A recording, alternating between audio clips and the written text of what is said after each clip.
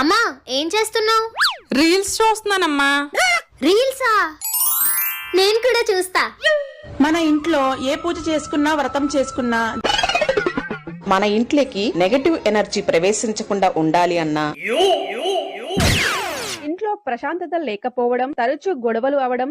ఈ ఫోన్ పక్కన పెట్టమ్మా కాసేపు. నాతో ఏదైనా కొంచెం మాట్లాడు.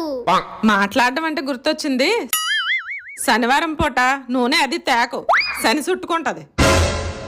సాయంత్రం పూట దీపాలు ఎట్టాక ఎవరైనా వచ్చి ఉప్పు చింతపండు అదే అడిగితే ఇవ్వకు.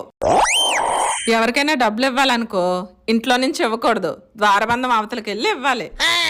ఆవునైతే 5 దీపాలు పెడితే అమ్మా నిన్ను మాట్లాడమని చూడు, నాకు బుర్రలేదు. ఏటి గోల?